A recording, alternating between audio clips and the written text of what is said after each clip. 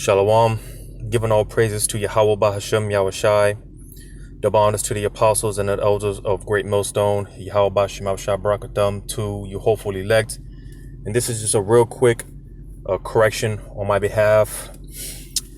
You know, it was brought to my attention, given the wrong understanding on a certain precept.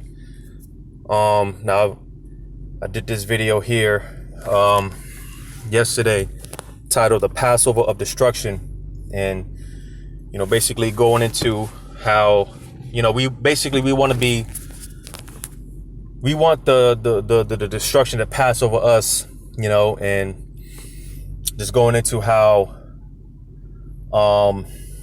because I touched on Exodus the 12th chapter, going into the destroyer, that death angel, which represents Yahushai, all right, that passed over the land of Egypt, all right, and all those that didn't have the blood on their doorpost, all those that did not have the blood on their doorpost, they ended up, getting judged, a judgment was executed, and one of the precepts that I had brought out, because again, at the end of this, when it's all said and done, because like I said, when it comes to the judgment, we want the judgment to, when all hell breaks loose over here, we want judgment to pass over us, in a sense, we want to be preserved from the judgment.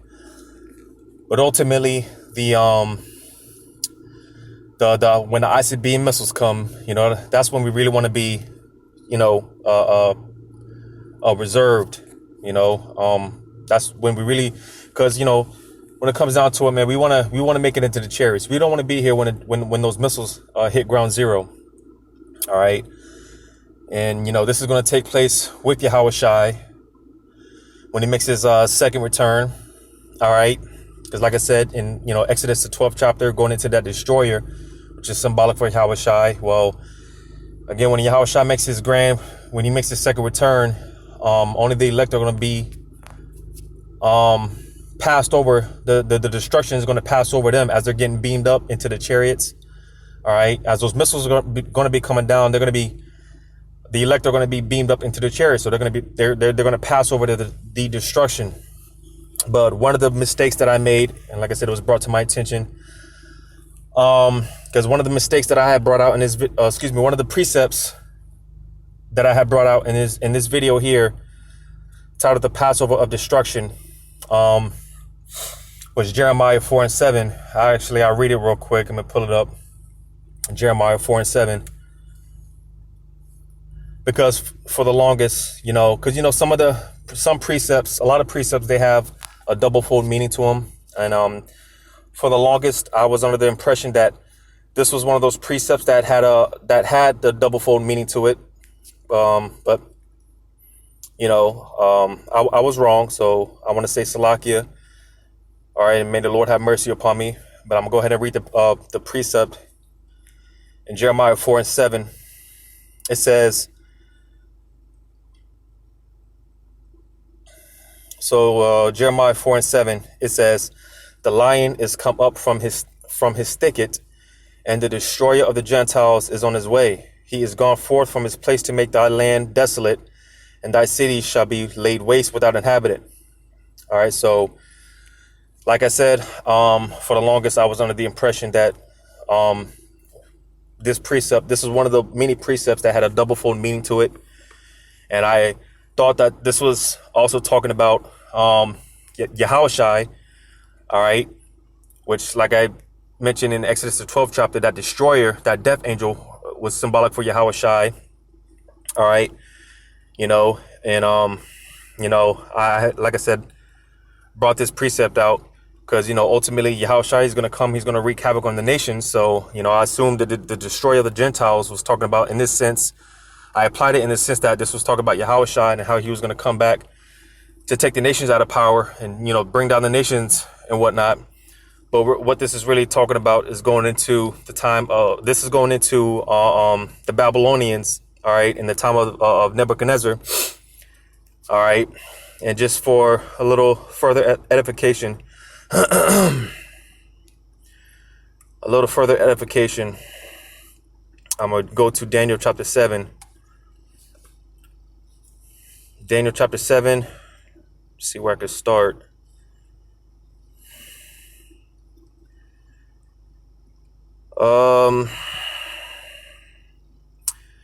I'll just start at verse 1. Daniel chapter 7, verse 1, it says, "In the first year of Belshazzar, king of Babylon, Daniel had a dream and visions of his head upon his bed. Then he wrote the dream and told the sum of the matters. Daniel spoke and said, I saw in my vision by night, and behold, the four winds of the heaven strove upon the great sea. And the four beasts came up from the sea, diverse one from another.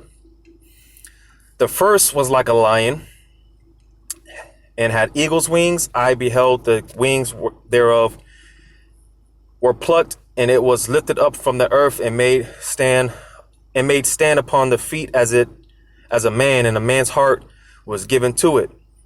All right, now in depth what that's talking about, I'm not going to get into it, but basically when you go into it, again, it's talking about the Babylonians. All right, because the Babylonians, they came to basically because before each empire, the Babylonians, the Syrians, the Babylonians, Persians, and the Medes, so on and so forth. Before these empires came into power, the prophets had warned our people that these empires would come up and basically take us into captivity. Well, again, reading Jeremiah, when you read Jeremiah 7:4, all right, that's pretty much it was like a warning. All right, and again, that's going into the Nebuchadnezzar, the Babylonians, with Nebuchadnezzar and how he conquered our people. All right. And like I said, like it said, because again, I'm gonna read that first part in Daniel 7:4 one more time. It said the first was like a lion. All right.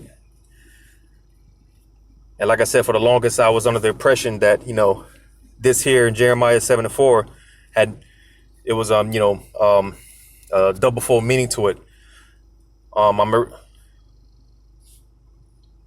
Salakia, not Jeremiah 7:4. Jeremiah 4:7.